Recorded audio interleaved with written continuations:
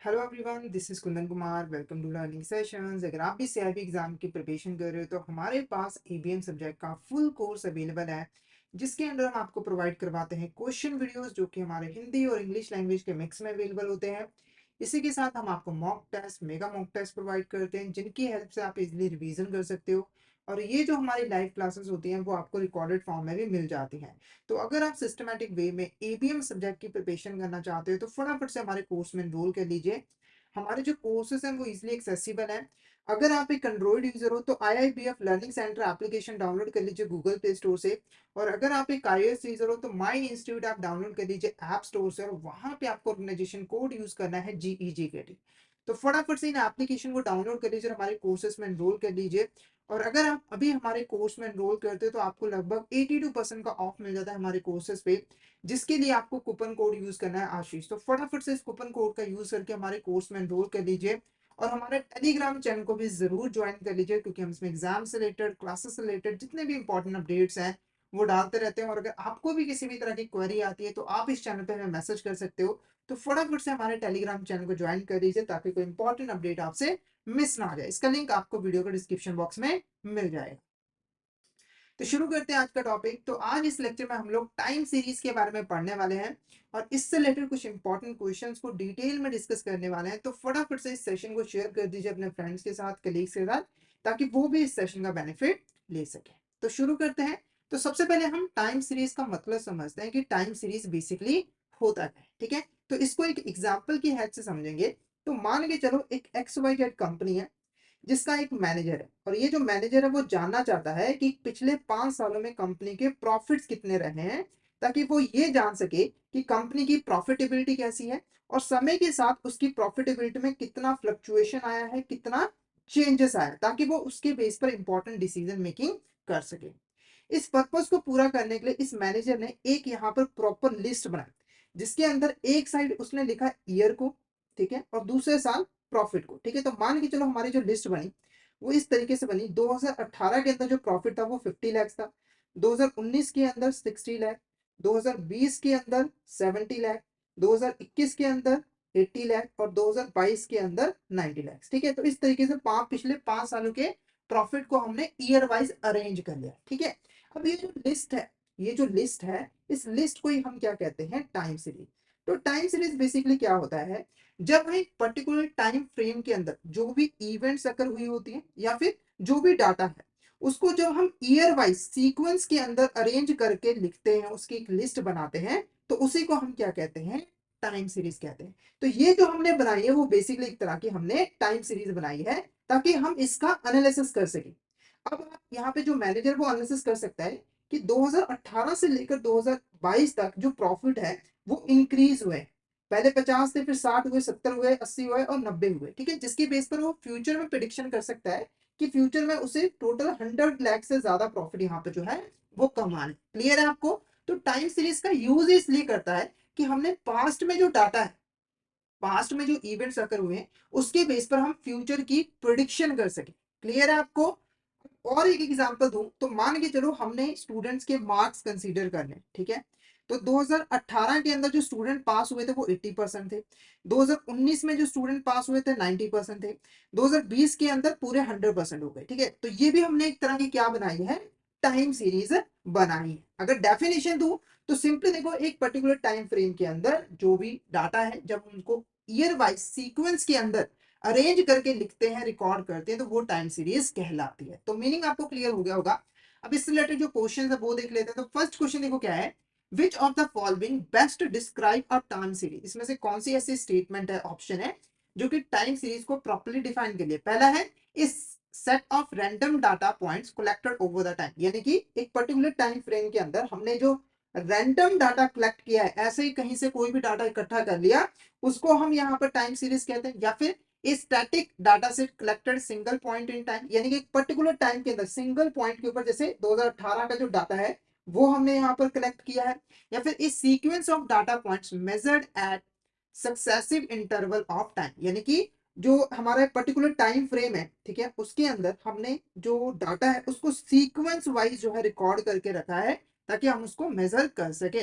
तो ऑप्शन सी हमारा क्या होगा, यहाँ पर करेक्ट आंसर होगा। क्या होगा? Option C is a correct answer. ऐसा डाटा पॉइंट जिसको हमने सक्सेसिव इंटरवल ऑफ टाइम यानी कि जैसे जैसे टाइम गुजरा उसके हिसाब से हमने सीक्वेंस में अरेंज करके लिखा तो वो हमारा टाइम सीरीज कहलाएगा। तो option C is the correct answer. Next question देखो हमारा क्या है, which of this is a type of variation, इसमें से कौन सी हमारी वेरिएशन की टाइप होती है। तो सबसे पहले वेरिएशन का मतलब समझ लो। वेरिएशन का सिंपल सा मतलब है चेंज, ठीक है, समय के साथ चेंज आता है। जैसे एग्जांपल के मान के चलो 2010 की बात करें, ठीक है, 2010 के अंदर जो महंगाई का रेट था वो 5% था, ठीक है, इंडिया के अंदर। और 2020 के अंदर वो कितना हो गया, 10% हो गया। तो आप देखोगे कि 10 साल के टाइम पीरियड के अंदर 5% जो महंगाई है वो बढ़ गई है। तो ये जो चेंज आया है इसी को हम क्या कहते हैं, वेरिएशन कहते हैं।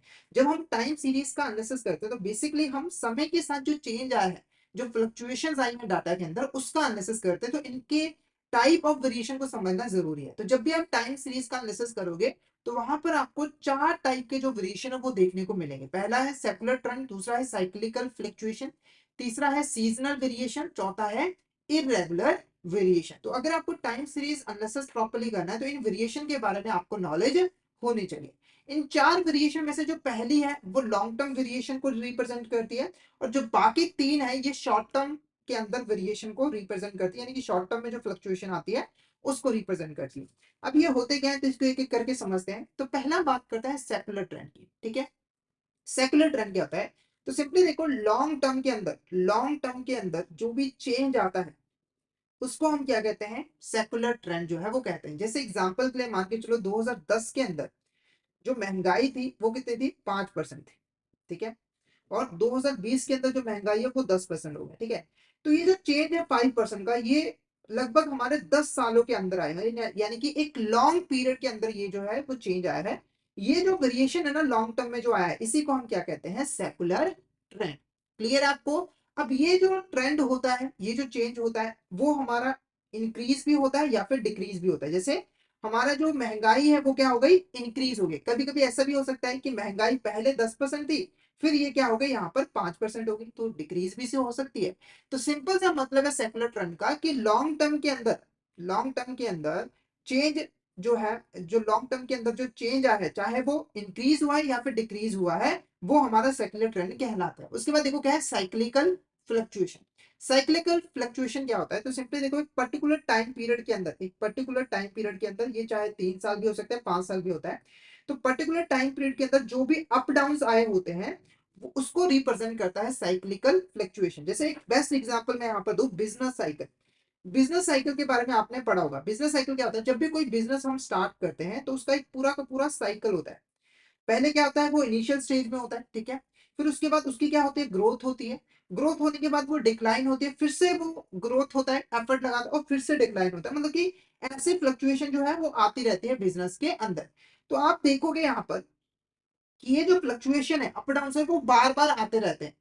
तो ऐसे वेरिएशन जो कि अप डाउन हो रहे हैं, कभी बढ़ रहे हैं कभी कम हो रहे हैं और बार बार रिपीटेड आ रहे हैं, तो उसको साइक्लिकल फ्लक्चुएशन जो है वो शो करता है।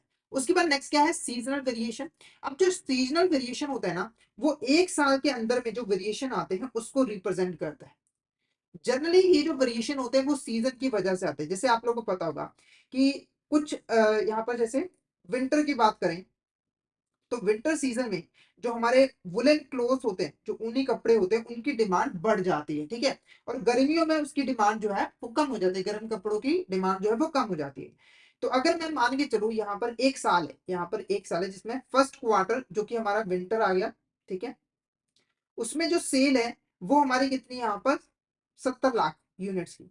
और जब गर्मी आ गई, मान के चलो क्वार्टर 2 है, तो उसमें जो सेल है वो कितनी हो गई, यहाँ पर 2 लाख रुपीज की रह गई। मान के चलो 2 लाख रुपीज की रह गई, 10 लाख, 20 लाख रुपीज की रह गई, ठीक है।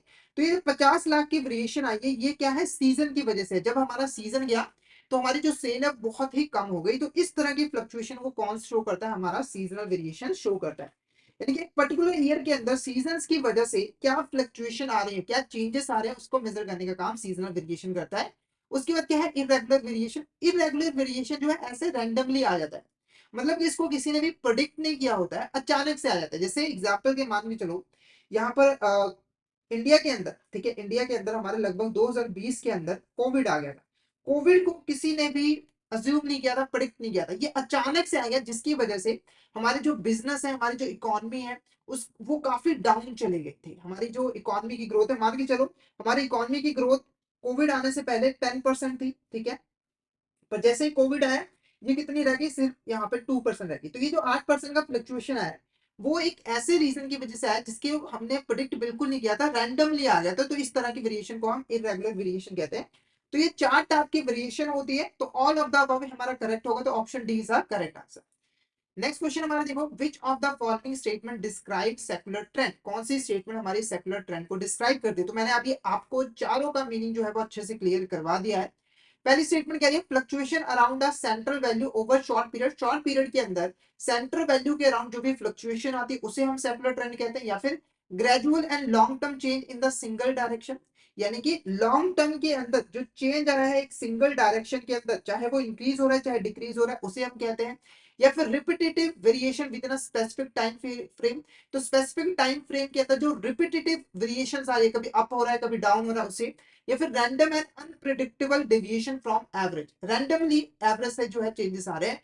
तो ऑप्शन भी हमारा क्या होगा, करेक्ट आंसर होगा। यानी कि सेकुलर ट्रेंड क्या होता है, gradual long term change in a single direction, चाहे वो इंक्रीज हो रहा है चाहे डिक्रीज हो रहा है। नेक्स्ट देखो, विच of this is example of secular trend, इसमें से कौन सी हमारी सेकुलर ट्रेंड की एग्जांपल है। पहला, पॉपुलेशन की ग्रोथ, टेक्नोलॉजिकल एडवांसमेंट, तीसरा लॉन्ग टर्म इकोनॉमिक ग्रोथ, या फिर क्लाइमेट चेंज। तो ऑप्शन डी क्या होगा, करेक्ट आंसर होगा, क्योंकि इन सभी में जो फ्लक्चुएशन आती है वो लॉन्ग टर्म के अंदर आती है।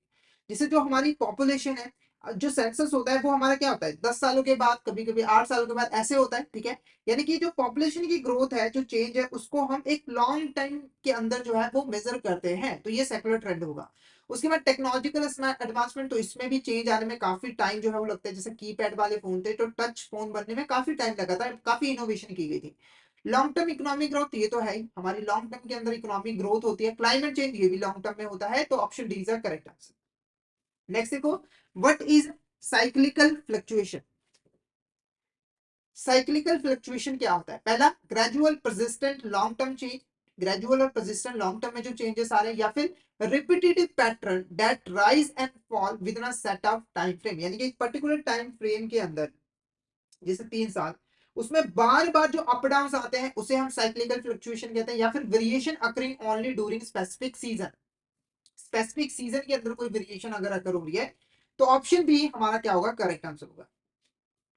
ऑप्शन बी, यानी कि एक स्पेसिफिक टाइम फ्रेम के अंदर जो रिपीटिव बार बार राइज और फॉल आ रहे हैं उसे हम साइक्लिकल फ्लक्चुएशन कहते हैं। नेक्स्ट देखो, in in tourism hotel occupancy rate might very significantly between summer and winter season, this illustrate which type of variation. तो एक होटल है, ठीक है, एक यहाँ पर होटल है, उसके अंदर जो रूम की ऑक्यूपेंसी है वो विंटर और समर सीजन में अलग अलग हो सकती है। तो ये किस तरह के वेरिएशन को रिप्रेजेंट कर रहा है, पहला irregular, seasonal, cyclic, trend based. तो आंसर क्या रहेगा, बहुत ही इजी है, ये तो सीजनल ही है, क्योंकि विंटर सीजन के हिसाब से कभी विंटर सीजन में अलग यहाँ पर लोग आते हैं, समर सीजन में अलग लोग आते हैं, ठीक है, मतलब कि गिनती उनकी डिफरेंट डिफरेंट होती है, ठीक है। तो हमारा जो ऑप्शन बी है seasonal is the correct answer. Next देखो क्या है, which of the following best defines trend analysis, इसमें से कौन सी स्टेटमेंट जो ट्रेंड एनालिसिस को प्रॉपर्ली डिफाइन करती है। तो सबसे पहले ट्रेंड एनालिसिस होता क्या है उसका मतलब समझ लो, ठीक है। तो ट्रेंड एनालिसिस का सिंपल सा मतलब है टाइम सीरीज का एनालिसिस करना और ट्रेंड का पता लगाना कि ये जो डाटा है उसमें किस तरह का ट्रेंड है, डाटा में जो फ्लक्चुएशन आ रही है वो किस तरीके से आ रही है उसका पता लगाना। जैसे एग्जांपल के लिए यहाँ पर था, हमने शुरू में जो एग्जांपल ली थी, हमारे 5 साल के प्रॉफिट थे 2018 से लेकर 2022 तक, ठीक है। तो हमने क्या किया, इन प्रॉफिट्स का एनालिसिस किया ताकि हम इसके बीच में जो पैटर्न है, जो ट्रेंड है, उसका एनालिसिस यहाँ पर कर सके। तो जब हमने इसका एनालिसिस किया तो हमें पता लगा कि जो प्रॉफिट है वो यहाँ पर 10-10 लाख करके हर साल बढ़ रहे हैं, ठीक है। ये किस वजह से हुआ, ट्रेंड एनालिसिस की वजह से। ट्रेंड एनालिसिस के अंदर हम करते क्या है, तो सबसे पहले देखो टाइम सीरीज की लिस्ट बनाते हैं, एक टाइम सीरीज बनाते हैं, उसके बाद टाइम सीरीज को प्रॉपर्ली स्टडी करते हैं, यानी कि जो हमारे पास हिस्टोरिकल डाटा होता है उसको हम प्रॉपर्ली स्टडी करते हैं, उसका एग्जामिन करते हैं, उसका एनालिसिस करते हैं, ताकि उसके बेस पर डाटा के बीच में जो पैटर्न है उसको हम आइडेंटिफाई कर सके, यानी कि डाटा एक दूसरे से किस तरीके से रिलेटेड है, उसमें चेंज जो आ रहा है टाइम के साथ उसको हम आइडेंटिफाई कर सके, और उसके बेस पर हम फ्यूचर के इवेंट्स को प्रोडिक्ट कर सके, फोरकास्टिंग कर सके, ठीक है। अब यहाँ पर कह रहे थे कि कौन सी स्टेटमेंट ट्रेंड एनालिसिस को डिफाइन करती है, तो पहली कह रही है examining historical data to understand past performance, यानी कि जो हिस्टोरिकल डाटा है उसको हमें एग्जामिन करना है ताकि पास्ट परफॉर्मेंस को हम समझ सके, तो ये बिल्कुल होता है ट्रेंड एनालिसिस के अंदर। उसके बाद identifying pattern changes in data over time, तो जब हम एग्जामिनेशन करते हैं तो उससे हम डाटा के बीच में जो पैटर्न है उसका पता लगाते हैं, उसके बेस पर हम ये जान पाते हैं कि समय के साथ क्या चेंजेस आए हैं, क्या फ्लक्चुएशन आए हैं, और उसके बेस पर हम फ्यूचर इवेंट्स को भी प्रिडिक्ट जो है वो कर लेते हैं। तो all of the above is the correct answer. तो ये सभी के सभी ट्रेंड एनालिसिस को जो है रिप्रेजेंट कर रहे हैं, उनको डिफाइन कर रहे हैं। नेक्स्ट क्वेश्चन देखो, dash is a technique used to simplify calculations and analysis by transforming the original time series data into a new set of values that have specific properties। इस question को करने से पहले एक एग्जांपल मैं आपको यहाँ पर दिखाना चाहता हूँ। तो जब हम टाइम सीरीज का एनालिसिस करते हैं तो वहां पर हमें कुछ इक्वेशंस जो है वो कैलकुलेट करनी पड़ती है, पर आप देखोगे कि यहाँ पर जो टर्म्स है वो काफी बड़ी है, जैसे कि ये 2013 है, 2014 है, 2015 है, 2016 है। जब हम इसकी कैलकुलेशन करें, जैसे हम इसका एक्स स्क्वायर निकालें या फिर एक्स डॉट वाई निकालें, तो उसमें हमें काफी डिफिकल्टी होगी। तो इस चीज को दूर करने के लिए यहाँ पर एक टेक्निक का हम यूज करते हैं, जिसके अंदर जो हमारी ये बड़ी बड़ी वैल्यूज होती हैं इसको हम स्मॉल वैल्यूज में कन्वर्ट करते हैं ताकि कैलकुलेशन इजी हो सके। उस टेक्निक को क्या कहते हैं, ठीक है, तो पहले इसका आंसर देख लेते हैं, फिर इसको हम एग्जांपल की हेल्प से प्रॉपर्ली समझेंगे। तो इसका जो आंसर क्या है वो क्या है, कोडिंग। देखो वैसे कोडिंग का मतलब क्या होता है, सॉफ्टवेयर बनाना, पर जब हम टाइम सीरीज की बात करें तो इस टेक्निक को भी हम कोडिंग ही कहते हैं, क्योंकि इसमें हमें वैल्यूज को ही चेंज कर रहे हैं एक तरीके से, ठीक है। अब ये होता कैसे है, काम कैसे करता है, इसको समझते हैं। तो एक एग्जांपल लेके चलते हैं। तो ये हमारा क्या है, साल है। दूसरा है सेल, लैक्स में यहाँ पर सेल हुई है। तो 2013 के अंदर 10 लाख, 2014 के अंदर 20 लाख, 2015 के अंदर 30 लाख, 2016 के अंदर 50 और 2017 के अंदर 40। अब इसे हमें सॉल्व करना है। इसे सॉल्व करने के लिए हमें इन्हें सिंपल वैल्यूज में, छोटी वैल्यूज में कन्वर्ट करना पड़ेगा।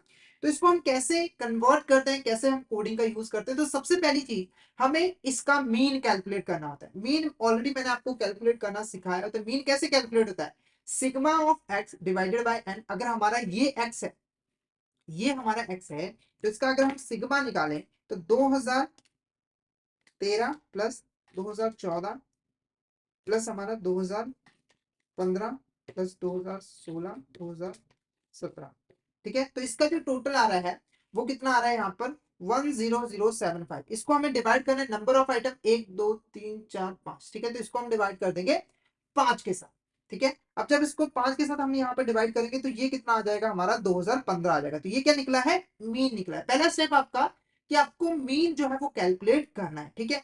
अब ये तो था कैलकुलेशन जो हमने की है। एक इजी मेथड भी आपको बताता हूं। जब भी आपके पास ऑड नंबर हो, क्योंकि जो हमारी कैलकुलेशन है, जो कोडिंग है ना, वो ऑड नंबर के केस में अलग तरीके से होती है, इवन नंबर के केस में अलग तरीके से होती है। हम दोनों तरीके से देखेंगे। तो पहले हम कर रहे हैं ऑड नंबर के केस में, ठीक है।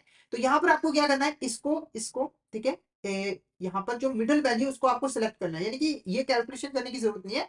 डाटा की जो मिडिल वैल्यू है उसको सिलेक्ट करो, वो हमारा 2015 आ गया। उसके बाद हमें क्या कैलकुलेट करना है, एक्स माइनस एक्स मीन, यानी कि जो भी आपका एक्स है उसमें से एक्स मीन को माइनस कर दो, जो आपने मीन कैलकुलेट किया। इसको मैं एक्स बार लिखना चाहता था, पर मीन मैंने लिख दिया ताकि आपको स्पेसिफाई हो सके, ठीक है। तो मीन हमने 2015 कैलकुलेट किया हुआ है, तो इसको हम एज इट इज लिख लेंगे। उसके बाद देखो 2013 में से 2015 को माइनस करना है, तो -2 आ गया। 2014 को 2015 में से माइनस करना है, तो ये -1 आ गया। 2015 को 2015 में से माइनस करेंगे तो 0 आ गया। 2016 को ऐसे ही 2017 को माइनस करेंगे तो ये हमारा 2 आ गया, ठीक है। उसके बाद हम इसको c टाइम x यहाँ पर लिख देंगे, तो -2 -1 0 1 2।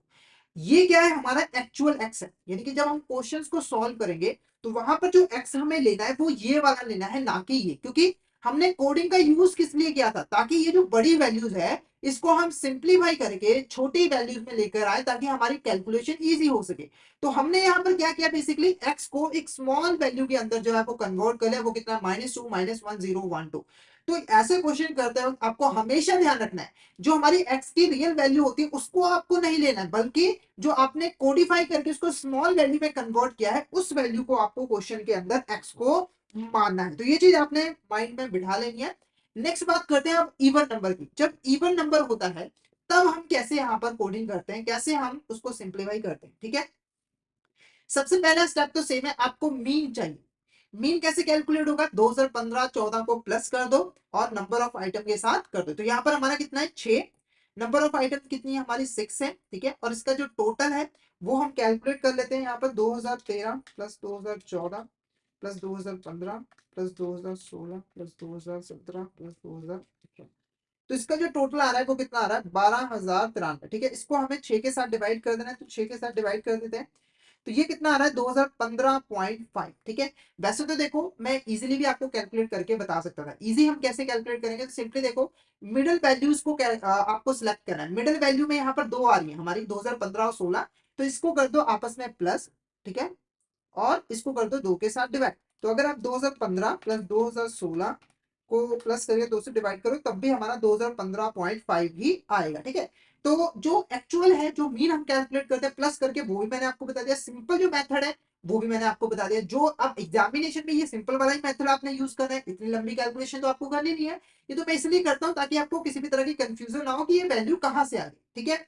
अब नेक्स्ट पे स्टेप क्या है, हमें माइनस करना है। तो 2013 में से 2015.5 को माइनस करेंगे तो 2.5 आ जाएगा माइनस में। 2014 में से 2015.5 माइनस करेंगे तो माइनस 1.5। ऐसे ही 2018 में से 2015.5 माइनस करेंगे तो ये 2.5 प्लस का आ जाएगा।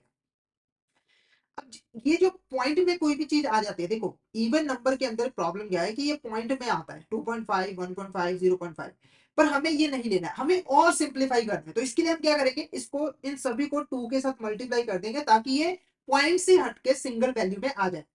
तो हम क्या करेंगे, यहाँ पर सभी को 2 के साथ मल्टीप्लाई करेंगे। तो 2.5 को 2 के साथ मल्टीप्लाई किया -5, 1.5 को 2 के साथ मल्टीप्लाई किया -3, 0.5 को मल्टीप्लाई तो -1, 0.5 को तो प्लस का 1, ठीक है। तो इस तरीके से आपको कैलकुलेट करना है। तो यहाँ पर हुआ कुछ नहीं है, सिंपल सा फंडा है, जो हमने ऑड के केस में लगाया था वही लगाना है।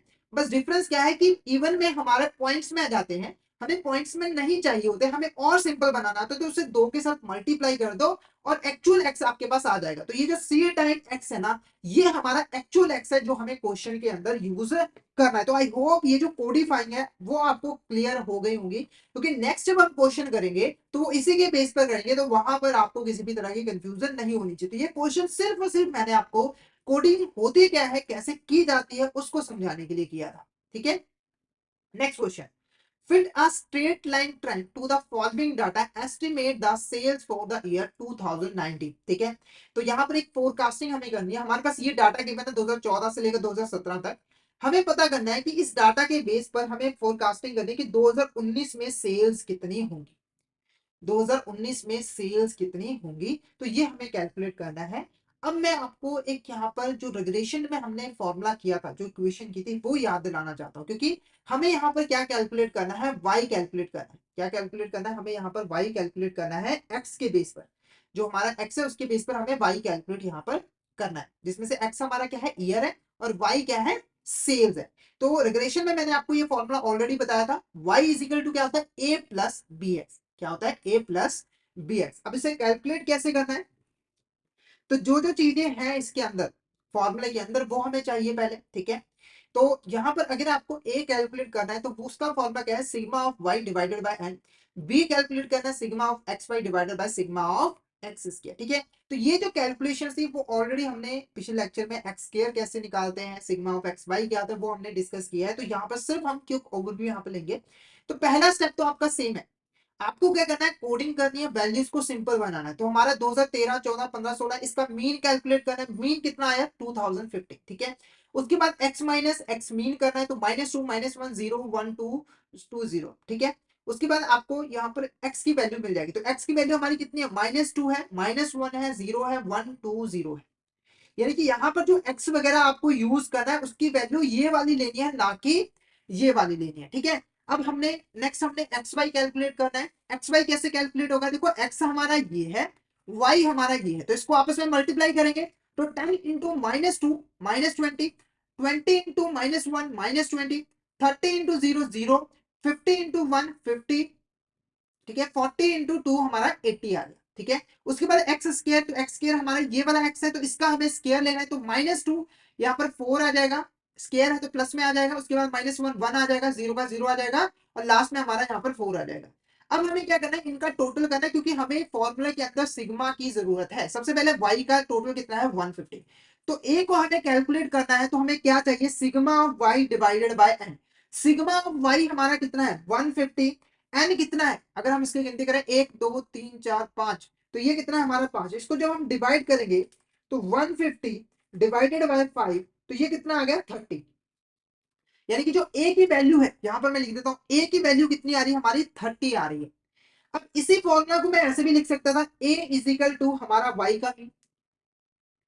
पिछले लेक्चर में हमने किया था ना, ए इज इक्वल टू क्या है वाई का मीन है, तो वहां पर हम डायरेक्टली क्या करते,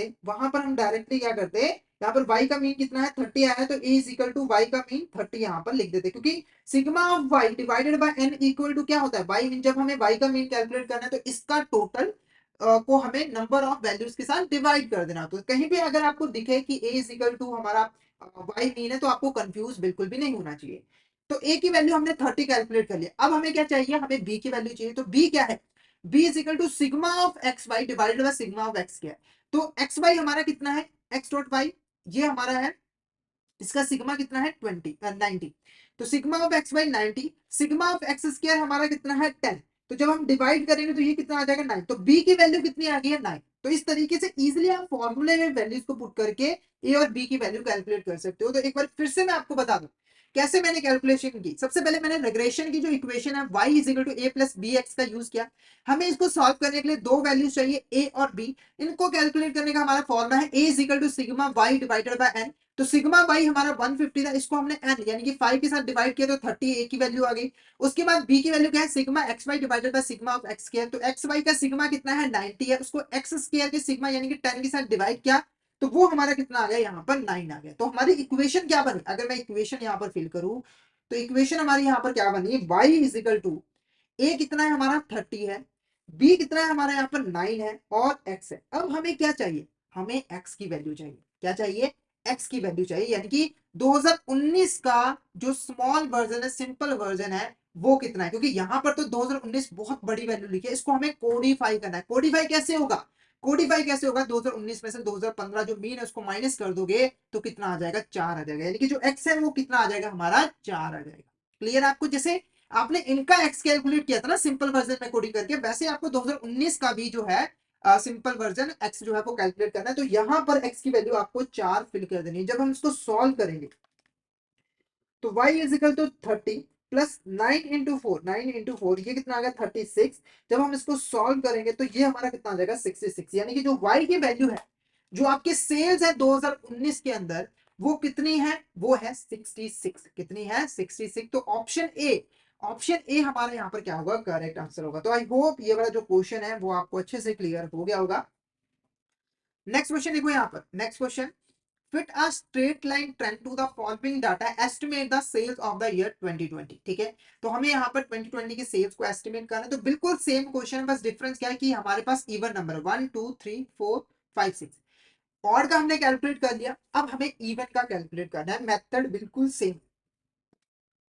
ठीक है, तो क्या क्या चीजें चाहिए, सबसे पहले इक्वेशन लिखेंगे ए प्लस बी एक्स। ठीक है, इनको कैलकुलेट करने के लिए जो वैल्यूज है वो हम कैलकुलेट करेंगे। सबसे पहले देखो, हमें पहला स्टेप यानी कि मीन को कैलकुलेट करना है, वो 2015.5 आ रहा है। उससे हमें x माइनस एक्स मीन यानी कि जो रियल x है, सिंप्लीफाई किया हुआ x जो है वो हमें मिल जाएगा। वो कितना है 2.5 1.5 0.5 0.5 1.5 और 2.5। कैसे आए वो मैंने आपको बताया। अब क्या करना है, हमें ये पॉइंट्स में नहीं चाहिए, हमें ये पॉइंट्स में नहीं चाहिए, हमें इसे 2 के साथ मल्टीप्लाई करना है। तो ये क्या आ गया -5 -3 -1 1 3 5। तो ये जो वैल्यू है ये हमारी रियल एक्स है, जो कि हमें फॉर्मूले के अंदर यूज करना है। ये वाला एक्स नहीं यूज करना है, पहले ये एक्स हमें गिवन है, इसको हमें कोडिंग करना है। कैसे करना है, मीन कैलकुलेट करना है, इसमें से मीन को माइनस करना है। सिंपल वैल्यू हमारी -2.5 आएगी, ऐसे ही बाकी वैल्यूज आएंगी। फिर इनको इंटू 2 करके इनको सिंगल वैल्यू में कन्वर्ट करना है, ताकि हमें पॉइंट्स में ज्यादा कैलकुलेशन करने की जरूरत ना पड़े। अब जब आ गया है तो ये हमारा एक्स होगा। उसके बाद इससे हमें एक्स पॉइंट वाई कैलकुलेट करना है, यानी कि 5 को 10 के साथ मल्टीप्लाई -50, 20 को 3 के साथ -60, 30 को -1 के साथ ये हमारा -30। उसके बाद हमें एक्स स्क्वायर कैलकुलेट करना है। तो 5 का स्क्वायर 25, 3 का स्क्वायर 9, 1 का स्क्वायर 1, 1 का स्क्वायर 1, 3 का 9 और 5 का 25। इसका हमें टोटल कर लेना है। इसका टोटल आया 210, इसका टोटल आया हमारा 330 और इसका टोटल आ रहा है 70। ठीक है, अब फटाफट से इसके बेस पर हम जो वैल्यूज है ए और बी की वो कैलकुलेट कर लेते हैं। तो ए हमारा कितना है यहाँ पर, सिग्मा ऑफ वाई यानी कि 210 210 डिवाइडेड बाय हमारे 6। तो जब हम इसको सॉल्व करेंगे 210 डिवाइडेड बाय 6, तो ये कितना आ रहा है हमारा 35। तो ए की जो वैल्यू आ रही है वो आ रही है 35। अब हमें बी की वैल्यू कैलकुलेट कर लेनी है। तो बी की वैल्यू क्या है, sigma of x Y. Sigma of x Y कितना है 330, उसको डिवाइड करना है 70 के साथ, जो हमारा एक्स स्क्वायर का समीशन है। 330 डिवाइडेड बाय 70, तो ये कितना आ रहा है हमारा 4.71। 4.71 ये दोनों वैल्यू कैलकुलेट करिए। अब हमें यहाँ पर इक्वेशन को फिल करना है। y इज इक्वल टू ए कितना है 35, 35 प्लस बी कितना है 4.71, ठीक है। और x की वैल्यू हमें चाहिए। x सेम उसी तरीके से कैलकुलेट करना है जैसे हमने पहले कैलकुलेट किया था। 2020 की हमें सेल्स कैलकुलेट करनी है, उसका मीन कितना है 2015.5। जब हम सॉल्व करेंगे तो 4.5 आएगा। अब ये वैल्यू हमें नहीं चाहिए, तो 2 के साथ मल्टीप्लाई करके ये हमारा 9 आ जाएगा। तो x की वैल्यू कितनी आ गई, 9 आ गई। तो यहाँ पर हमें 9 की वैल्यू पुट कर देनी है, ठीक है। तो 35 प्लस 4.7 इंटू 9, ये कितना आ रहा है 42.39। इसको जब हम प्लस करेंगे 35 के साथ, तो ये आएगा 77.39। 77.39, तो हमारा जो आंसर रहेगा, जो हमारा आंसर रहेगा वो option C is the correct answer है। इस तरीके से आप ऑड हो इवन हो आसानी से जो हमारी वैल्यूज है, जो सेल्स है, उसको प्रिडिक्ट कर सकते हो, उसको फोरकास्ट कर सकते हो। तो आई होप ये वाला क्वेश्चन दोनों के दोनों आपको अच्छे से क्लियर हो गए होंगे। अगर आपको किसी भी तरह का डाउट आता है तो आप चैट बॉक्स में मैसेज करके पूछ सकते हो। नेक्स्ट क्वेश्चन हम यहाँ पर देखते हैं। नेक्स्ट क्वेश्चन देखते हैं। Many series can be best describe by curves.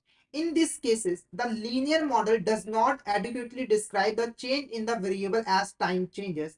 To overcome this, we use। तो इस क्वेश्चन को समझने से पहले हमें एक चीज समझनी पड़ेगी।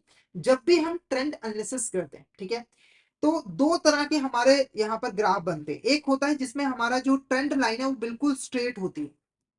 जैसे आपने एग्जांपल के लिए मान के चलो, यहाँ पर आपने एक ग्राफ बनाया, आपकी जो फ्लक्चुएशन थी वो इस तरीके से थी, ठीक है। तो आपकी जो ट्रेंड लाइन थी, ये जो सीधी लाइन थी, वो इस तरीके से बनी, बिल्कुल स्ट्रेट लाइन में। अभी जितने भी हमने क्वेश्चन किए वो स्ट्रेट लाइन के थे, यानी कि जो हमारी इक्वेशन थी ना यहाँ पर y is equal to A plus B X, ये सिर्फ और सिर्फ ये जो स्ट्रेट लाइन की ट्रेंड्स होते हैं, इसको मेजर करने के लिए यूज जो है वो किए थे। पर कई केसेस में क्या होता है कि हमारी जो ट्रेंड लाइन होती है, हमारी जो ट्रेंड लाइन होती है वो सीधी लाइन नहीं होती, बल्कि वो एक कर्व की शेप में होती है, ऐसे होती है। जैसे आपका मान लो जो डाटा है वो इस तरीके से हो, आपका यहाँ पर एक डाटा, एक पॉइंट यहाँ पर है और एक टाइम यहाँ पर। तो आपका जो यहाँ पर ट्रेंड लाइन बनी वो इस तरीके से बनी, कर्व शेप में। तो वहां पर ये जो हमारी सीधी जो लीनियर मॉडल है एस्टिमेट करने का, वो हम यूज नहीं कर पाते। तो वहां पर हम कौन सा चीज यूज करते हैं, पहला पैराबोलिक कर्व्स का यूज करते हैं, एक्सपोनेंशियल स्मूथिंग का यूज करते हैं, सीजनल डीकंपोजिशन का यूज करते हैं, या फिर नन ऑफ द अबव। तो आंसर क्या है, पैराबोलिक कर्व्स। यानी कि जब भी हमारा जो ट्रेंड लाइन है वो कर्व की फॉर्म में बने, तो वहां पर हम पैराबोलिक का जो है यूज करते हैं, पैराबोलिक कर्व्स का यूज करते हैं।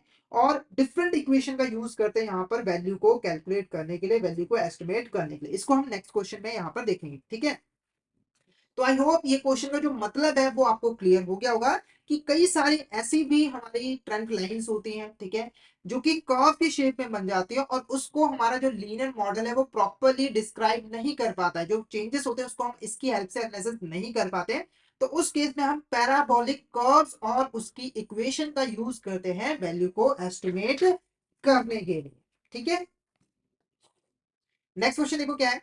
When using second degree trend in time series analysis to describe parabolic curves, the equation for calculating y can be represented as। तो यहाँ पर वो इक्वेशन का जिक्र आया है, ठीक है। तो जैसे मैंने आपको बताया कि जब भी हमारी जो लाइन है, ट्रेंड लाइन है, वो कर्व की शेप में हो, तो वहां पर हम सेकंड डिग्री ऑफ ट्रेंड का यूज करते हैं टाइम सीरीज को एनालिसिस करने के लिए, जहां पर हम एक इक्वेशन के जरिए पैराबोलिक कर्व को डिस्क्राइब करते हैं और उससे y की वैल्यू को कैलकुलेट करते हैं। तो जब भी हमारी जो ट्रेंड लाइन है वो एक कर्व की फॉर्म में हो, पैराबोलिक कर्व की फॉर्म में, तो वहां पर हम कौन सी इक्वेशन का यूज करते हैं y की वैल्यू को कैलकुलेट करने के लिए। पहला ऑप्शन क्या रहा है, y is equal to A plus B X plus C X square, A X plus B X C X square, या फिर A plus B X plus C X, या फिर A X plus B X plus C X. तो फटाफट से इसका answer बता दीजिए कौन सी इक्वेशन का हम यूज करते हैं।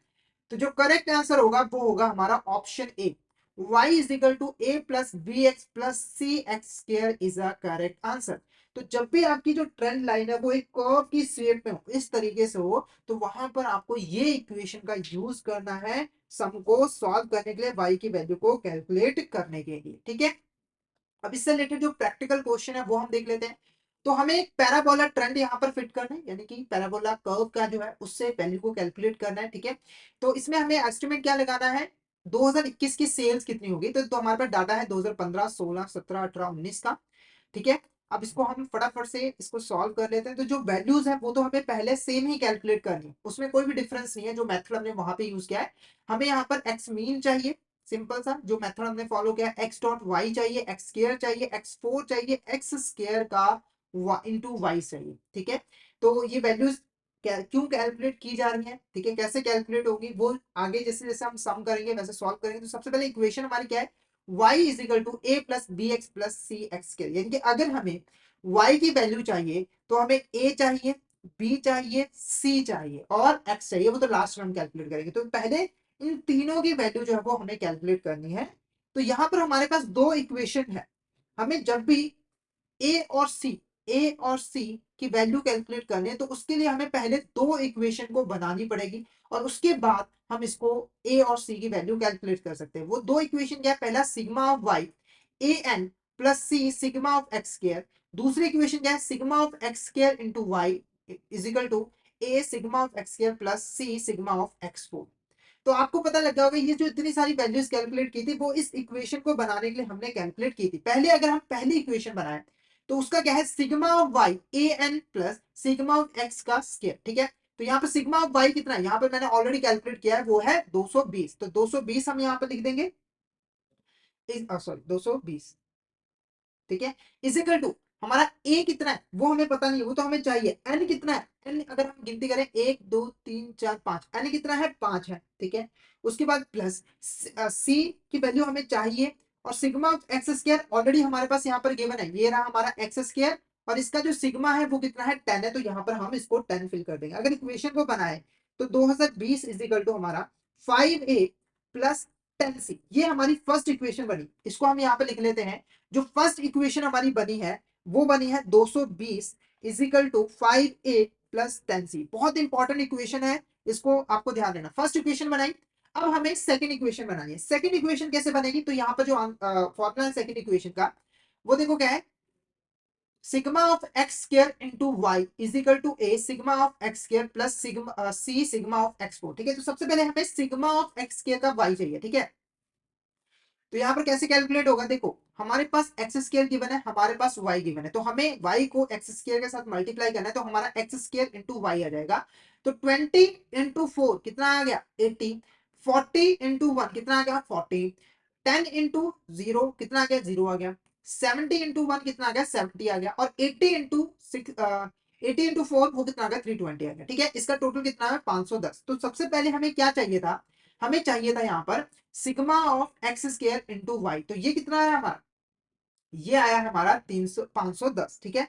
तो ये आया हमारा 510। उसके बाद नेक्स्ट क्या है, ए सिग्मा ऑफ एक्स स्क्वायर। तो x square sigma of X square कितना है हमारा 10 है, प्लस उसके बाद हमारा सी की वैल्यू वो हमें कैलकुलेट करनी है। सिग्मा ऑफ एक्स फोर कितना है, सिग्मा ऑफ एक्स फोर अगर आप देखो तो यहाँ पर देखो एक्स स्क्वायर का हमें एक्स की फोर्थ वैल्यू कैलकुलेट करनी है। तो वो मैंने यहाँ पर कैलकुलेट की हुई है, कैसे होती है वो आपको ऑलरेडी पता है। तो इसका जो सिग्मा है वो 34 आया, तो यहाँ पर मैं सी की वैल्यू 34 भर दूंगा। तो जो इक्वेशन बनेगी वो 510 10a प्लस हमारा यहाँ पर 34c, ये सेकंड इक्वेशन बनी है। तो सेकंड इक्वेशन भी लिख लेता हूँ 510 is equal to 10a plus 34c, ठीक है। ये हमारी सेकंड इक्वेशन जो है वो बनी है।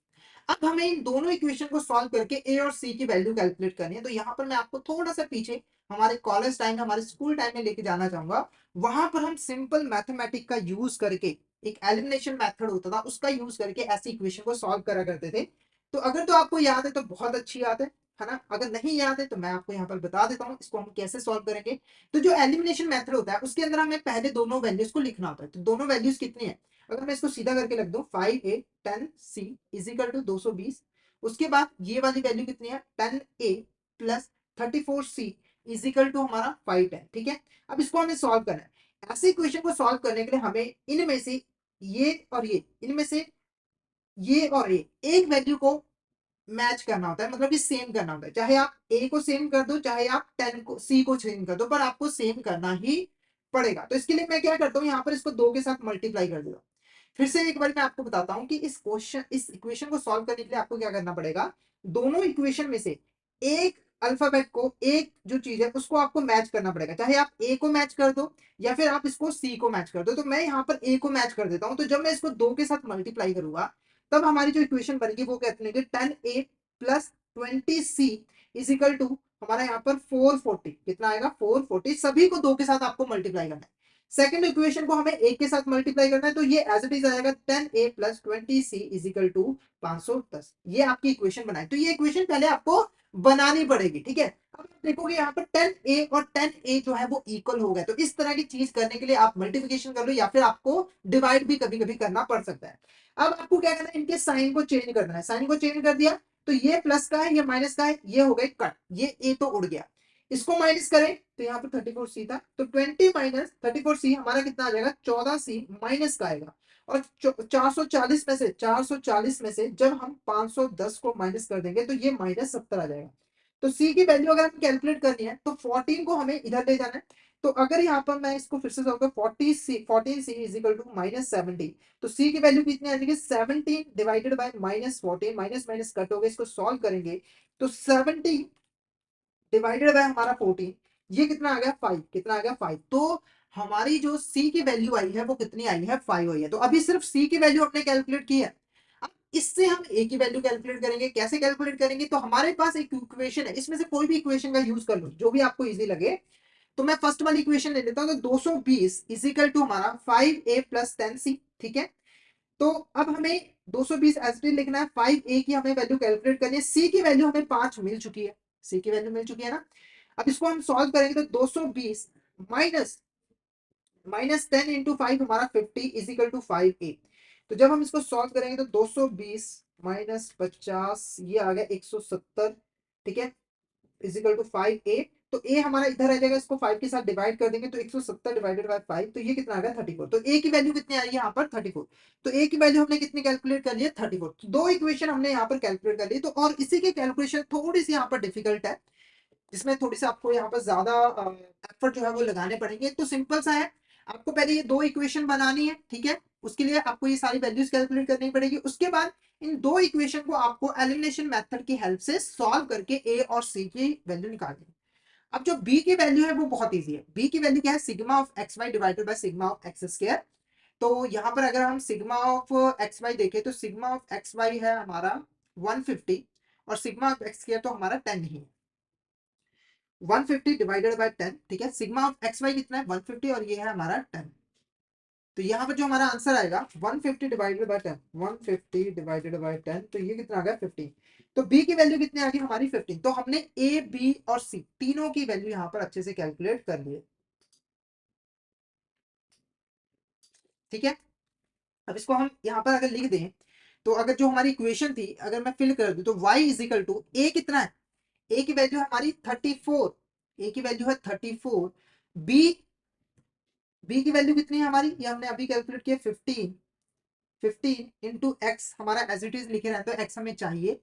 उसके बाद सी, सी की वैल्यू हमने कितनी कैलकुलेट किया 5 इंटू एक्स स्क्वायर, ठीक है, ये हमने वैल्यूज को पुट किया।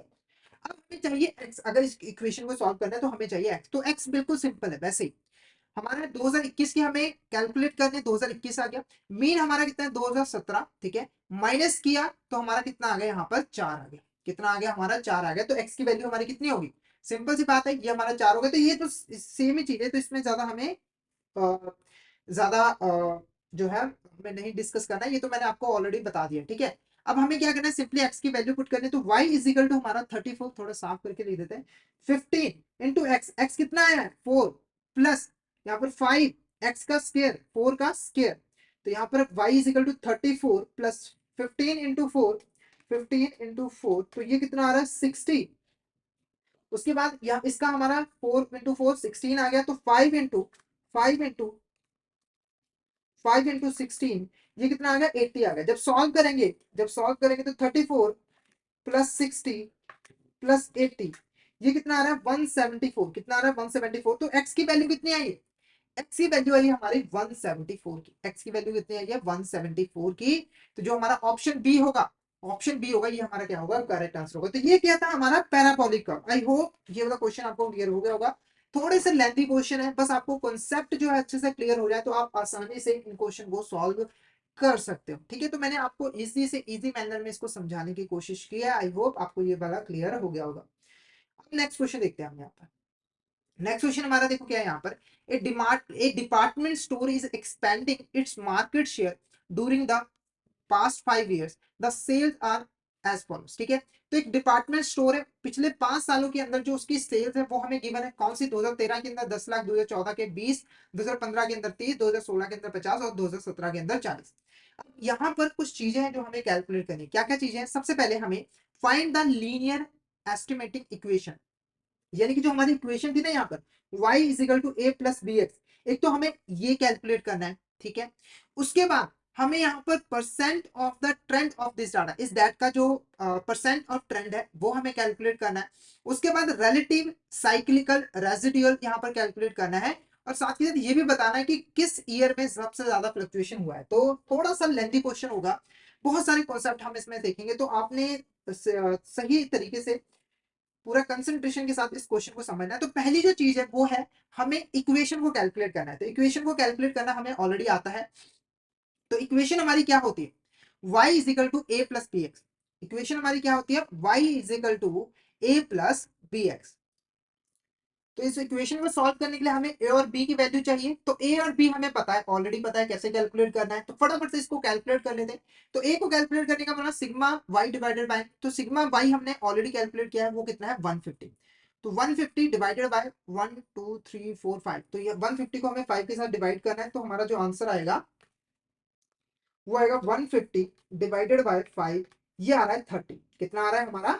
30 आ रहा है। ठीक है, तो हमने यहाँ पर a की वैल्यू कैलकुलेट कर ली है 30। उसके बाद अब हमें b चाहिए। b क्या है? Sigma of x Y divided by हमारा सिग्मा ऑफ एक्स के। तो एक्स वाई हमारा कितना है? एक्स वाई अगर हम यहाँ पर देखें तो वो है 90। ठीक है, सिग्मा ऑफ एक्स वाई, और सिग्मा ऑफ एक्स के वो कितना है? 10। तो ये कितना आ गया हमारा? 9 आ गया। तो b की वैल्यू कितनी आ गई? b की वैल्यू आ गई 9। ठीक है, अब हमें इक्वेशन यहाँ पर बनानी है। तो इक्वेशन हमारी यहाँ पर क्या बनेगी? 30 प्लस हमारा बी, एक्स हमें पता नहीं है, तो बी की वैल्यू हमने कितनी कैलकुलेट की है? 9। इसको एज इट इज एक्स लगाते हैं। तो ये जो पहला क्वेश्चन था हमारा, पहला क्वेश्चन क्या था कि हमें यहाँ पर एक एस्टिमेटिंग, लीनियर एस्टिमेटिंग जो इक्वेशन है उसे कैलकुलेट करना है। तो वो जो इक्वेशन आई है, पहले क्वेश्चन का जो आंसर है वो हमारा कितना है? 30 plus n x. 30 plus n x, तो पहला क्वेश्चन आपका यहाँ पर सॉल्व हो जाता है।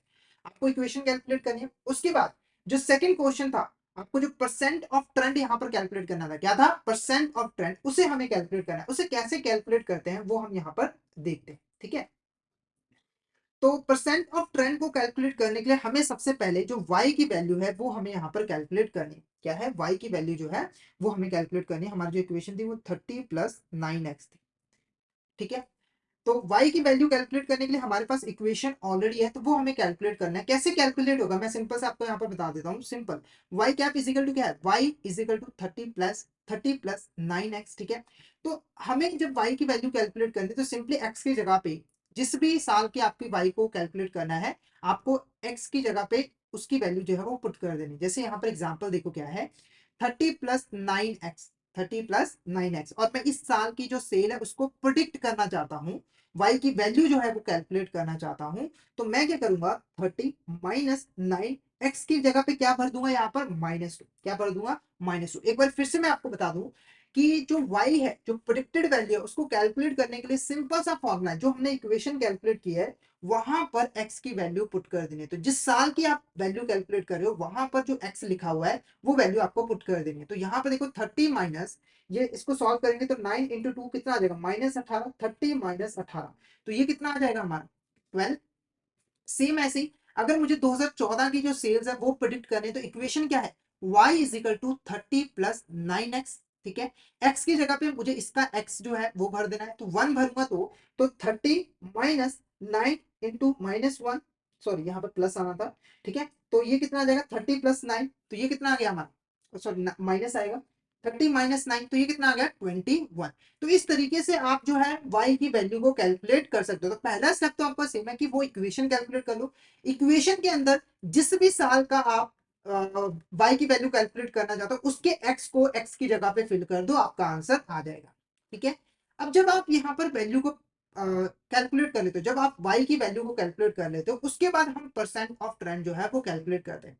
अब इसको कैलकुलेट करने का हमारा फॉर्मूला क्या होता है, तो ये ऑलरेडी मैंने आपको लिखा हुआ है, percent of trend is equal to जो हमारी एक्चुअल वैल्यू थी y की, यानी कि जो हमारी एक्चुअल सेल्स थी उसे हमें डिवाइड कर देना है प्रिडिक्टेड सेल्स के साथ, यानी कि y कैप के साथ, और इनटू 100 कर देना है। जैसे अगर हम 2013 की बात करें तो हमारी एक्चुअल सेल्स कितनी थी 10, उसको हमें डिवाइड करना है जो हमारी प्रिडिक्टेड वैल्यू थी। प्रिडिक्टेड वैल्यू कितनी थी, हमने सोचा था कि 12 लाख तक सेल्स हो जाएगी, इनटू कर देना है 100। तो आप जब इसको सॉल्व करोगे तो 10 डिवाइडेड बाय 12 इंटू 100, तो ये कितना आ रहा है 83%। क्या आ रहा है 83%, यानी कि आपने जो प्रिडिक्ट किया था एक्चुअल सेल्स उसका 80.33% है। तो परसेंट ऑफ ट्रेंड हमें ये बताता है कि जो हमने प्रिडिक्शन की थी एक्चुअल सेल उसका कितना परसेंट है। तो आप देखो जो प्रिडिक्शन थी वो 12 थी पर एक्चुअल सेल 10 थी, कम हुई है, तो जो हमारी परसेंटेज है वो 83.33 आएगा। ऐसे ही हमें नेक्स्ट का कैलकुलेट कर लेना है। तो नेक्स्ट की जो हमारी प्रिडिक्टेड वैल्यू थी वो 21 थी और एक्चुअल सेल्स कितनी थी 20। तो 20 डिवाइडेड बाय 21 इंटू 100, तो जब आप इसको सॉल्व करोगे तो ये कितना आएगा 20 डिवाइडेड बाय 21 इंटू 100, तो ये आ गया आपका 95.23%। ठीक है, तो बाकी की वैल्यूज भी आपको ऐसे ही यहाँ पर कैलकुलेट जो है वो करने, तो मैंने ऑलरेडी आपको यहाँ पर कैलकुलेट कर दी। तो ये हमारी क्या थी सेकंड चीज, परसेंट ऑफ ट्रेंड। क्या थी, परसेंट ऑफ ट्रेंड। तो पहला क्वेश्चन था हमारा इक्वेशन कैलकुलेट करने का, वो हमने कर लिया। दूसरा क्वेश्चन था कि परसेंट ऑफ ट्रेंड कैलकुलेट करना है, तो वो भी हमने कैलकुलेट कर लिया। अब तीसरा क्वेश्चन था वो हमारा आरसीआर जो है वो कैलकुलेट करना था। क्या था हमारा यहाँ पर आरसीआर, यानी कि रिलेटिव साइक्लिकल रेजिड्यूल को हमें कैलकुलेट करना है। अब इसको कैलकुलेट करना बहुत ही इजी है। कैसे इजी है, तो सिंपल देखो इसको कैसे कैलकुलेट करना है। तो सिंपल यहाँ पे जो मेथड है कि आपकी जो परसेंटेज है, ठीक है, आपकी जो परसेंटेज आई है परसेंट ऑफ ट्रेंड की, उसको 100 में से माइनस कर देना है। कैसे, जैसे हमारी पहली परसेंटेज कितनी है 83.33, इसको 100 में से माइनस कर देना है। तो 100 माइनस 83, सॉरी 83.33 माइनस 100, तो ये कितना आएगा हमारा 83.33 माइनस 100, तो ये कितना आ रहा है हमारा -16.66%, यानी कि हमारा जो आरसीआर निकला है वो कितना निकला है -16.67। तो मैंने आपको फॉर्मूला बता दिया। फॉर्मूला क्या है कि आपकी जो एक्चुअल परसेंट ऑफ ट्रेंड आई है उसको आपको 100 में से माइनस कर देना है, तो आपका आरसीआर निकल आएगा। फिर से दूसरे का कैलकुलेट करते हैं। तो 95.23 माइनस हमारा यहाँ पर 100, तो वो कितना आ रहा है यहाँ पर -4.77। कितना आ रहा है -4.77। ऐसे थर्ड का, तो यहाँ पे तो 100 माइनस 100 ही आ जाएगा, तो ये तो जीरो आ जाएगा। ठीक है, और उसके बाद फोर्थ का हमारा जो है, फोर्थ का हमारा कितना है 128 माइनस 100, तो ये कितना आ गया 28%। कितना आ रहा है 28। ठीक है, तो इस तरीके से आप आरसीआर कैलकुलेट कर सकते हो। तो इस पे ज्यादा हमें फोकस करना है, मतलब इजी था तो मैंने फटाफट से आपको बता दिया। तो जितने भी हमारे क्वेश्चन थे उसको हमने सॉल्व कर लिया। एक क्वेश्चन रह गया कि सबसे ज्यादा फ्लक्चुएशन कहाँ पे आपको देखने को मिली है। तो सबसे ज्यादा जो फ्लक्चुएशन आपको देखने को मिली है वो यहाँ पर, ठीक है, और यहाँ पर आपको जो है वो देखने को मिली है। कितना है यहाँ पर -16.27%, ये फ्लक्चुएशन आपको देखने को मिली है। कम जो प्रेडिक्शन पूरी करेक्ट हुई थी वो हमारी 2015 के अंदर हो गई थी। इस तरीके से आप कोई भी डिफिकल्ट से डिफिकल्ट क्वेश्चन जो है आसानी से सॉल्व कर सकते हो। तो आई होप आपको यहाँ पर ये वाला जो क्वेश्चन है वो क्लियर हो गया होगा। नेक्स्ट क्वेश्चन देखो हमारा क्या है, percentage to actual to moving average given in the following table, calculate seasonal index for each quarter. ठीक है, तो ये जो क्वेश्चन है वो हमारा सीजनल वेरिएशन के साथ रिलेटेड है। तो हमारे पास एक टेबल गिवन है जिसके अंदर ईयर गिवन है, उनके क्वार्टर्स गिवन है, और क्वार्टर के जो मूविंग एवरेज है वो गिवन है। जैसे ईयर 2018 के जो क्वार्टर है स्प्रिंग, उसका मूविंग एवरेज कितना है 90, समर क्वार्टर का 100, फॉल का 95 और विंटर का 120। अब इसके बेस पर हमें हर क्वार्टर का सीजनल इंडेक्स जो है वो कैलकुलेट करना है। ठीक है, अब इसको सॉल्व कैसे करना है, तो सबसे पहले आपको हर क्वार्टर का मूविंग एवरेज जो है वो कैलकुलेट करना पड़ेगा। जैसे कि हम 2018, 19, 20 और 21, इसका जो फर्स्ट क्वार्टर स्प्रिंग, इसका हमें मूविंग एवरेज कैलकुलेट करना पड़ेगा। ऐसे ही समर का, फॉल का और विंटर का। अब इसको कैसे कैलकुलेट करना है, तो इसको कैलकुलेट करने के लिए आपके पास जो भी डाटा गिवन होता है उसमें से सबसे बड़ी और छोटी वैल्यू को आपको आइडेंटिफाई करना होता है। जैसे इस डाटा के अंदर हमारे सबसे छोटी वैल्यू है 85 और सबसे बड़ी वैल्यू है 92। इसको आपको आइडेंटिफाई करना है और इसको डाटा में से रिमूव कर देना है और बाकी की जो वैल्यूज बची है उसका आपको एवरेज निकालना है। जैसे बाकी की वैल्यूज क्या बची है 90 प्लस 82, इसका हमें 88, इसको 2 के साथ डिवाइड करके इसका एवरेज जो है वो निकाल लेना। ठीक है, तो 90 प्लस 88 डिवाइडेड बाय 2, तो ये कितना आ रहा है हमारा 89। एक बार फिर से मैं आपको बता दूं, हमारे पास जो भी डाटा गिवन होता है उसमें से सबसे छोटी वैल्यू बड़ी वैल्यू को आइडेंटिफाई करना है, उनको रिमूव करना है और बाकी की जो वैल्यूज बची हैं उसका एवरेज निकाल लेना है। तो हमारे केस में जो बाकी की वैल्यू है 90 88 है, तो इसको हमने आपस में प्लस किया और दो वैल्यूज है दो के साथ डिवाइड किया ताकि हम एवरेज निकाल सके और वो हमारा 89 जो है वो आ गया है। ठीक है, अब हमने छोटी और बड़ी वैल्यू को क्यों रिमूव किया, देखो छोटी और बड़ी वैल्यू में फ्लक्चुएशन बहुत ज्यादा है। ठीक है, फ्लक्चुएशन को रिमूव करने के लिए, नॉर्मल डाटा लेने के लिए हमने इसको रिमूव कर दिया। ऐसे ही हमें बाकियों में भी करना है। जैसे समर के अंदर 100 और 110 सबसे बड़ी और छोटी वैल्यू है, तो इसको रिमूव कर दो। बाकी की जो वैल्यू है 106 प्लस 108, इसको प्लस करो और 2 के साथ डिवाइड कर दो तो आपको 107 आ जाएगा। ठीक है, इस तरीके से आपको बाकियों के भी मूविंग एवरेज कैलकुलेट कर लेना है। तो यहाँ पर स्प्रिंग का जो मूविंग एवरेज आया है वो 89 आया है, समर का 107 आया है, फॉल का 93 और विंटर का 123। ठीक है, जैसे ही आप मूविंग एवरेज कैलकुलेट कर लेते हो, आपको इस मूविंग एवरेज का टोटल एवरेज जो है वो कैलकुलेट करना है। जैसे यहाँ पर हमने मूविंग एवरेज 89 107 93 123 ये कैलकुलेट किया है। अब इसका हमें टोटल एवरेज कैलकुलेट करना है। कैसे कैलकुलेट होगा, सबसे पहले इसे इसका हमें टोटल लगाना होगा। तो 89 प्लस 107 93 123, तो ये कितना आ रहा है हमारा 412। ठीक है, अब इसका एवरेज हमें चाहिए, तो वैल्यूज कितनी, 1 2 3 4। ठीक है, तो 412 को हमें 4 के साथ डिवाइड कर देना है, तो ये जो हमारा आंसर आएगा वो 103 आएगा। यानी कि जो टोटल एवरेज है वो कितने आया, 103। अब हमने टोटल एवरेज क्यों कैलकुलेट किया है, तो यहाँ पे देखो जो सीजनल इंडेक्स है उसको कैलकुलेट करने का फॉर्मूला यही है, जो हमारा मूविंग एवरेज है क्वार्टर्स का, उसे टोटल एवरेज के साथ जो है वो डिवाइड करना है। ठीक है, इनटू 100 कर देना है। ठीक है, तो अगर हम पहले का कैलकुलेट करें तो 89 क्या है, मूविंग एवरेज है, इसको टोटल एवरेज 103 के साथ डिवाइड इनटू 100 करेंगे तो 89 डिवाइडेड बाय 103 इनटू 100, तो ये कितना आ रहा है हमारा 86.40 86.40। तो ये हमारे फर्स्ट क्वार्टर यानी कि जो स्प्रिंग है उसका जो है सीजनल इंडेक्स जो है वो निकल कर आ गया। ठीक है, उसके बाद नेक्स्ट मूविंग एवरेज कितना है 107। ठीक है, और हमारा जो टोटल एवरेज 103 इंटू 100, तो इसको अगर हम सॉल्व करें तो 107 डिवाइडेड बाय 103 इंटू 100, तो ये कितना आ रहा है 103.103.88। ठीक है, ऐसे ही हमें थर्ड का यहाँ पर कैलकुलेट करना है। तो 93 मूविंग एवरेज है, इसको 103 के साथ डिवाइड कर दो इंटू 100 कर दो, तो ये कितना आएगा 90.29। ठीक है, ऐसे ही आपको इसकी भी वैल्यू जो है वो कैलकुलेट कर लेनी। तो इस तरीके से आप आसानी से सीजनल इंडेक्स को जो है वो कैलकुलेट कर सकते हो। तो आई होप ये वाला जो क्वेश्चन है वो आपको क्लियर हो गया होगा। नेक्स्ट क्वेश्चन देखो क्या है, रिमूविंग द सीजनल वेरिएशन और pattern from the data to isolate the underlying trend and irregular component is known as. Simple भाषा में समझाऊं तो आपके पास एक डाटा है, आपके पास एक डाटा है जिसके अंदर सीजनल वेरिएशन है, यानी कि सीजन की वजह से जो अप डाउन आते हैं वो इस डाटा के अंदर इंक्लूडेड है। जैसे एग्जांपल के मान के चलो, गर्मियों में जो सेल है वो 100 लाख की है। ठीक है, सर्दियों में जो सेल है वो कितनी है 200 लाख रुपीज की हो गई, वुलन प्रोडक्ट की मान के चलो, जो वुलन प्रोडक्ट है। ठीक है, तो इस डाटा के अंदर क्या है, सीजनल वेरिएशन है, सीजन की वजह से जो वेरिएशन आती है वो इंक्लूडेड है।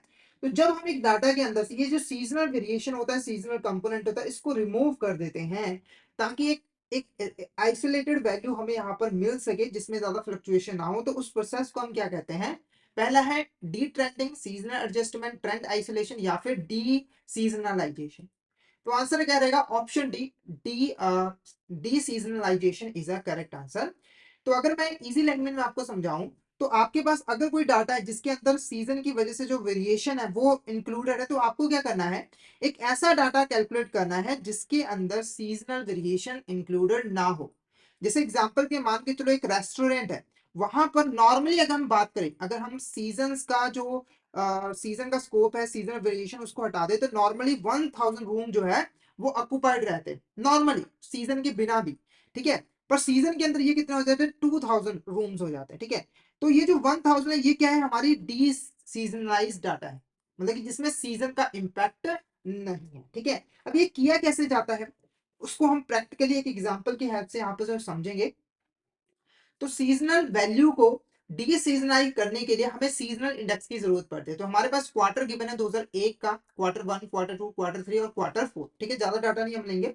सीजनल वैल्यू यहाँ पर गिवन है। सीजनल वैल्यू का मतलब है कि कितना डाटा है, मतलब जैसे ये रूम की ऑक्यूपेंसी हो सकती है। अगर हम रेस्टोरेंट की एग्जांपल लें तो सीजन के अंदर फर्स्ट क्वार्टर के अंदर 2250 रूम जो है वो ऑक्यूपाइड रहते हैं। ठीक है, अब इससे हमें एक डीसीजनलाइजेशन वैल्यू निकालनी है कि नॉर्मली अगर सीजन ना भी हो तो कितने रूम जो है वो ऑक्यूपाइड रहते हैं। अब ये कैसे होगा, तो इसके लिए हम सीजनल इंडेक्स का यूज करेंगे।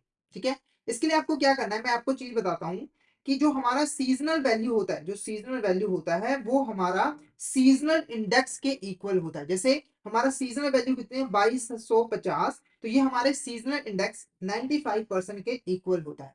और जो डी सीजनलाइजेशन वैल्यू होती है वो हमेशा 100 के इक्वल जो है वो रहती है। ये फॉर्मूला आपको यूज करना है। ठीक है, तो एक बार फिर से बता दूं कि जो हमारी सीजनल वैल्यू होती है, सीजनल वैल्यू होती है वो सीजनल इंडेक्स के इक्वल होती है। जैसे 2250 है तो वो 95 के इक्वल होगी। ठीक है, और जो डी सीजनलाइजेशन वैल्यू होती है वो हमेशा 100 के इक्वल होती है। अब इसको कैलकुलेट कैसे करना है, तो सिंपल सा फंडा है। ये कितना है 95%, इसका हमें 100% कैलकुलेट कर लेना है। कैसे होगा, 2250 है 95%, तो इसको 95 के साथ डिवाइड कर दो, इंटू 100 कर दो। तो जब हम इसको सॉल्व करेंगे तो 2250 डिवाइडेड बाय 95 इंटू 100, तो ये कितना आ गया हमारा 2368, 2367। एक बार फिर से बताऊं क्या फॉर्मूला है। जो आपकी सीजनल वैल्यू है 2360, उसे डिवाइड कर दो सीजनल इंडेक्स के साथ 105, इंटू कर दो 100 के साथ, तो आपका डी सीजनलाइजेशन जो वैल्यू है वो निकल कर आ जाएगी। तो 2360 डिवाइडेड बाय 105 इंटू 100, तो ये कितना आ रहा है हमारा 2247, 2247। ऐसे ही आपको बाकी के वैल्यू को कैलकुलेट करना है। तो इजिली फॉर्मूले का यूज करके आप सीजनल वैल्यू को डी सीजनल वैल्यू में इंक्लूड जो है कन्वर्ट कर सकते हो। अब इससे रिलेटेड कुछ क्वेश्चन देखते हैं। तो assume करो a resort manager estimate de-seasonalized average occupancy for fourth quarter for next year will be 2051. Then find the seasonal occupancy if seasonal index is 95.23. Question को समझो कि जो मैनेजर ने एस्टिमेट लगाया कि अगले साल का जो फोर्थ क्वार्टर है वहां पर नॉर्मली जो डी सीजनल वैल्यू है हमारी ऑक्यूपेंसी की वो कितनी है 2051। यानी कि ये हमारी डी सीजनलाइजेशन वैल्यू है जिसके अंदर सीजनल वेरिएशन को हमने इंक्लूड नहीं किया। अब हमें क्या करना है, सीजनल ऑक्यूपेंसी देखनी है कि अगर सीजन आता है तो कितने रूम जो है वो ऑक्यूपाइड होंगे अगर हमारे पास सीजनल इंडेक्स जो है वो 95.23। एक बार फिर से बताऊं आपको, तो सिंपली देखो, आपके पास एक डाटा गिवन है। ठीक है, जिसके अंदर जो सीजनल वेरिएशन है उसको इंक्लूड नहीं किया है, यानी कि सीजन ना भी हो तो नॉर्मल जो रूम ऑक्यूपाइड होते हैं वो 2051 होते हैं। पर हमें क्या कैलकुलेट करना है कि अगर सीजन आ जाता है तो कितने रूम जो है वो ऑक्यूपाइड रहेंगे, और सीजनल इंडेक्स हमारा 95.23 जो है वो गिवन है। अब इसको कैसे कैलकुलेट करना है, देखो हमारी जो डी सीजनल वैल्यू है वो कितने हैं 205, यानी कि ये क्या है 100 है, और 95 क्या है हमारे यहाँ पर सीजनल इंडेक्स है, और इसके इक्वली हमारा सीजनल वैल्यू होती है। ठीक है, तो सिंपल सी बात है, इसका 95% अगर हम कैलकुलेट कर लें तो हमारी सीजनल ऑक्यूपेंसी निकल कर आ जाएगी। जैसे 2005 दो 2051 इंटू 95.23% डिवाइडेड बाय 100। ठीक है, डिवाइडेड बाय 100, तो इसको अगर हम सॉल्व करें 2051 इंटू 95.23 डिवाइडेड बाय 100, तो ये कितना आ रहा है 1953, यानी कि सीजनल जो ऑक्यूपेंसी रहेगी वो 1953 रहेगी। तो ऑप्शन बी हमारा क्या होगा, करेक्ट आंसर होगा। नेक्स्ट क्वेश्चन देखो क्या है, if a resort manager estimate seasonalized average occupancy for fourth quarter next year will be 1500, then find out the deseasonalized value. ठीक है, तो हमारे पास सीजनल ऑक्यूपेंसी गिवन है, यानी कि सीजनल वैल्यू गिवन है वो कितनी है 1500, और ये इक्वल होती है हमारे सीजनल इंडेक्स के, वो कितने गिवन है हमारे 95.23%। ठीक है, अब हमें डी सीजनल वैल्यू जो है वो कैलकुलेट करना है। तो इसका फॉर्मूला क्या होता है, जो हमारी सीजनल वैल्यू है उसको डिवाइड कर दो सीजनल इंडेक्स के साथ। ठीक है, इनटू कर दो 100, तो ये हमारा कितना आएगा 1500 डिवाइडेड बाय 95.23 इंटू 100, तो ये कितना आएगा 1575। कितना आएगा 1575, तो बी जो है वो हमारा क्या होगा, करेक्ट आंसर होगा। तो यहाँ पर जो हमारा टॉपिक है टाइम सीरीज वो ओवर होता है। आई होप आपको यहाँ तक जो क्वेश्चन है वो अच्छे से क्लियर हो गए होंगे। अगर आपको किसी भी क्वेश्चन में डाउट आता है तो फटाफट से एक बार चैट बॉक्स में मैसेज करके बता दीजिए। और अगर आपको क्लियर हो गया तब भी एक बार बता दीजिए ताकि मुझे भी पता लग सके। और अगर आप सिस्टमैटिक वे में एबीएम सब्जेक्ट की प्रिपरेशन करना चाहते हो तो फटाफट से हमारे कोर्स में जरूर एनरोल कर लीजिए, जिसके अंदर हम आपको प्रोवाइड करवाते हैं क्वेश्चन वीडियोस जो कि हमारे हिंदी और इंग्लिश लैंग्वेज के मिक्स में अवेलेबल होते हैं। इसी के साथ हम आपको mock test, mega mock test और ई पीडीएफ नोट्स भी प्रोवाइड करते हैं जिनकी हेल्प से आप इजीली रिवीजन कर सकते हो। और ये जो हमारी लाइव क्लासेस होती हैं वो आपको रिकॉर्डेड फॉर्म में भी मिल जाती हैं। तो अगर आप सिस्टमैटिक वे में एबीएम सब्जेक्ट की प्रिपरेशन करना चाहते हो तो फटाफट से हमारे कोर्स में जरूर एनरोल कर लीजिए। हमारे जो कोर्सेज हैं वो इजीली एक्सेसिबल है। अगर आप एक एंड्रॉइड यूजर हो तो IIBF learning centre application download कर लीजिए गूगल प्ले स्टोर से। और अगर आप एक iOS यूजर हो तो माई इंस्टीट्यूट ऐप डाउनलोड कर लीजिए ऐप स्टोर से, और वहां पे आपको ऑर्गेनाइजेशन कोड यूज करना है GEGKT। तो फटाफट से इन एप्लीकेशन को डाउनलोड कर लीजिए और हमारे कोर्सेज में एनरोल कर लीजिए। और अगर आप अभी हमारे कोर्स में एनरोल करते हो तो आपको लगभग 82% का ऑफ मिल जाता है हमारे कोर्सेज पे, जिसके लिए आपको कूपन कोड यूज करना है आशीष। तो फटाफट से इस कूपन कोड का यूज करके हमारे कोर्स में एनरोल कर लीजिए।